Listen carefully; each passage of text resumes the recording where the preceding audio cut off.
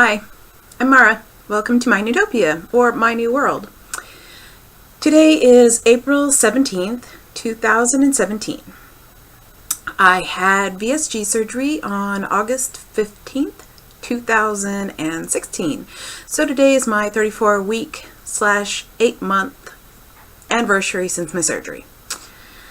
My highest recorded weight was 300 pounds, my surgery weight was 250 pounds, and my weight today is 185. I'm 5'8", and I'm 46 years old. Every other month, I come to you and I bring you pictures of what I look like now compared to what I look like 6 months, 4 months, 2 months, and 0 months. So I think the day before my surgery, actually. So I will put those in here. The other thing, excuse me for looking off camera, but I have written down some stuff. So I also do my measurements. I'm going to put in a link to a form that you can fill out for measurements. I record mine in my Riversong TARDIS notebook. Since the last time I did my measurements, March 5th, I've only lost 1 pound in that time, but I've lost 3.75 inches.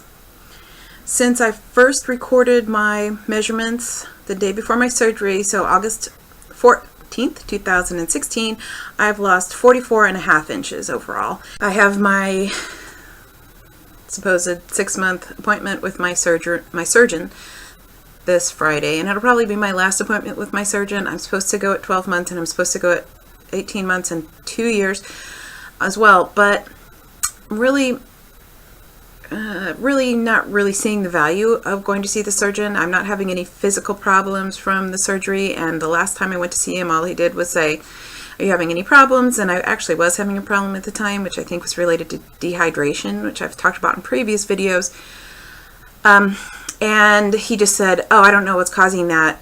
Let me know if it's still going on next time I see you." So I'm going to transfer care to a local hospital, which I wasn't able to get my surgery at because of insurance reasons. So I've had some NSVs, I suppose. I finally joined a gym.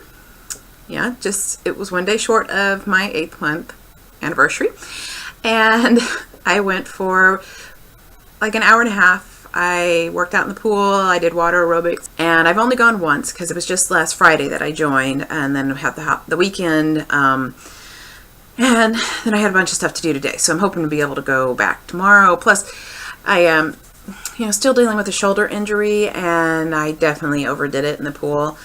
I knew there was a lot of resistance in the pool, but I didn't use any of those paddle things, because they have those, if you've ever been in water aerobics, you know that they have these paddle things that offer resistance, but I didn't use any, so I didn't think it was going to be that big of a deal, but definitely I have overdone it. And, it's just been a little sore for a few days. That was Friday, and then after that, I was so worn out.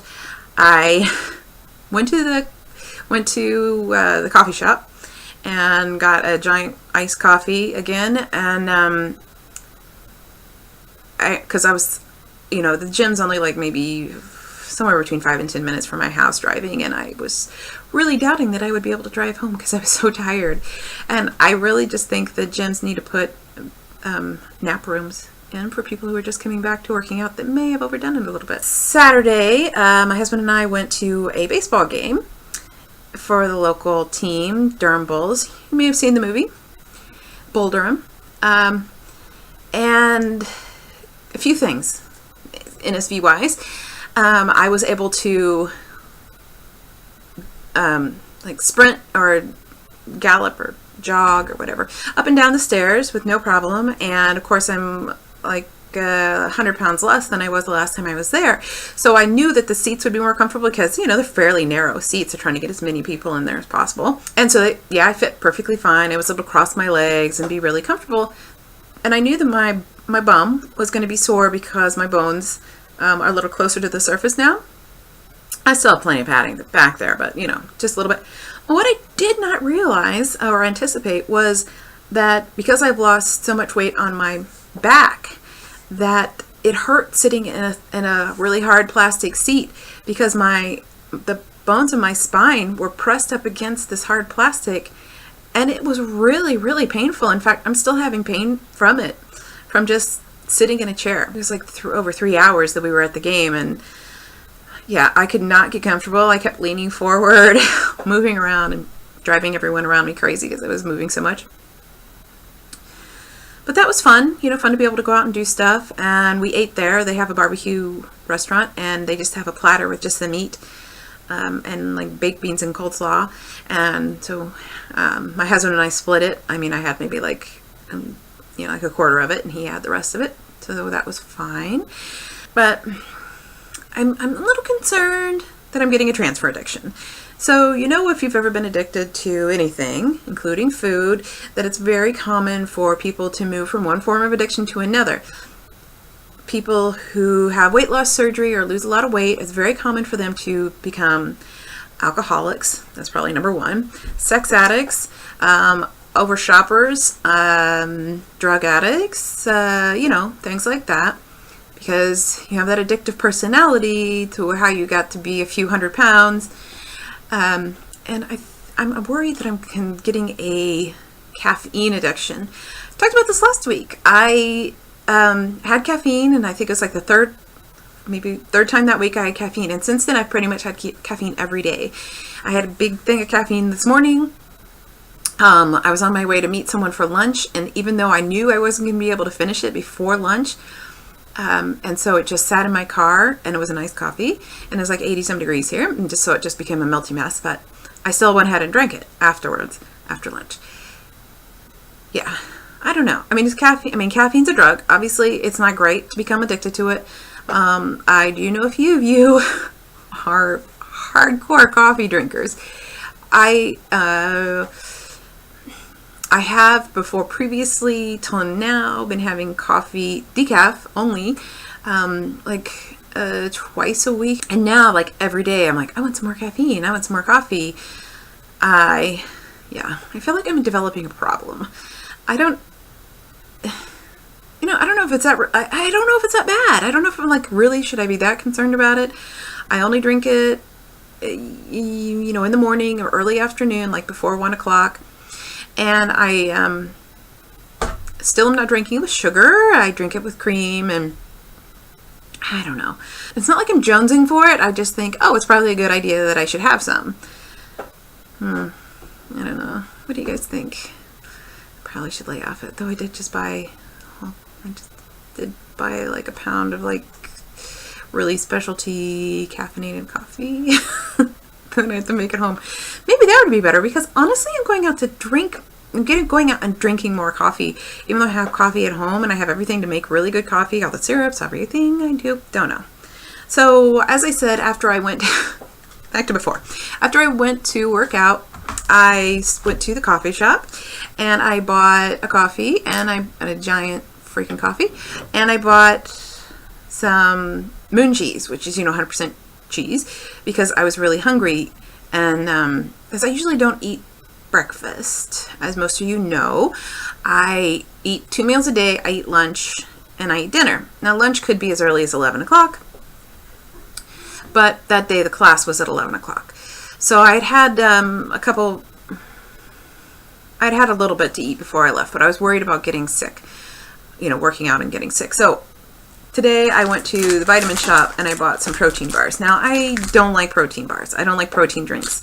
But I thought, well, probably better to have some things than to like get so hungry that I randomly go to some crappy fast food place or make some other poor choices. Now, so I have some bars that I'm going to try. I think that most of these are actually pretty high in carbs, and so it's actually something that I would not normally eat, but I feel like if I'm going to have them in my car or in my purse, I'll try it. I'll see how it goes. If I still think that it's a bad choice, then I just won't do it. I'll just stick with the coffee. I'm thinking that maybe I'll open up an organizing business. I don't really know. I really am very flighty about these things. I've shown you before that I paint shoes. I've just started painting a pair of shoes. I put them up on my Instagram account, the preview. I just sketched not sketched them out. I just started. I don't usually sketch things out like this. And it's like, oh, obviously a Star Wars one. And I get a lot of people saying they'd really like to buy the shoes that I make. But I don't know. I have a really hard time committing to things. Sometimes I think I should go get a job because honestly I'm spending a lot more money than I used to because maybe I'm getting a shopping transfer addiction too. I don't really know. I don't really want I don't know. I want people to appreciate the stuff that I make, but I also don't want to be beholden to someone. Like, I bake a lot, talk about it a ton, and I give everything away. When I paint, I give my paintings away. Because if you give people shit for free, I don't feel like they get to complain about it. So if I sell stuff, then I feel like, oh, well, then the people have a right to complain and I actually have to respond to it instead of being just like, screw you. It's free. I used to actually teach art classes at a local scrapbook store, and I would get people complaining because I treat people like adults, and I feel like they're paying for this class. They need to be responsible for their own stuff, and I am not going to hold their hands. I'm not going to do the stuff for them. They will learn how to do something. That's why they're in my class. Then they need to do it. I'm just not going to listen to any BS about it. So I had a group of people who loved my classes because of this, because I would just be like, here's how you do it. If you have any questions, I'll answer them. And people would be like, oh, I don't know. I didn't understand what you were saying. So I would explain it again in a different way, always showing examples and stuff. And then people are like, oh, I don't think I can do that. Do you think you could do mine for me? No. You're between the ages of 20 and 70. I do believe that you can do it yourself. There's a reason that I don't do kids classes. I only do adults classes because I don't have the patience for children. People in my classes would be talking to their friends instead of listening to my explanations. That's their problem, not mine. So it's sort of the same thing. I don't want to listen to people complain about stuff that I do and then expect me to fix it. If I do a painting and I give it away, then people can appreciate it for what it is. They can throw it away. They can do whatever. I've done what I want to do. They can do what they want to do. I don't know. I mean, I probably should. I swear, I get asked all the time, and people, you guys even, you should open up a bakery. You should do paintings. You should do the tie-dye stuff. You should do whatever. You should sell it. And I just, yeah. Even my husband's like, you could do it, but he's not pushy about it. He pays for all the stuff that I do to give away, and he's just accepted that that's the way it is. Sometimes I feel like I'm taking advantage of him because he's the breadwinner and I am the bread spender. I don't know. I don't know. If it's a confidence thing. If I have worked before, don't get me wrong. I've had full-time jobs. I've had part-time jobs. I have real anxiety. No, not anxiety. For me, I don't deal with stress well. If I have to work a full-time job and take care of the house and take care of my pets and take care of my husband and still try to have a social life, that causes me so much anxiety in the sense that it stresses me out. And when I stress out, I don't know, maybe it is anxiety. I've never been diagnosed as an adult with having anxiety. Was diagnosed as a teenager with having manic depression. And then as an adult, I've been diagnosed with PTSD. But I've never really been diagnosed with anxiety issues. I am so rambling. Okay, I'm going to try and edit this down, and I will see you next week. I will tell you about my doctor's appointment, and I hope everyone's well. And I love you guys, and hope everything's great. Bye.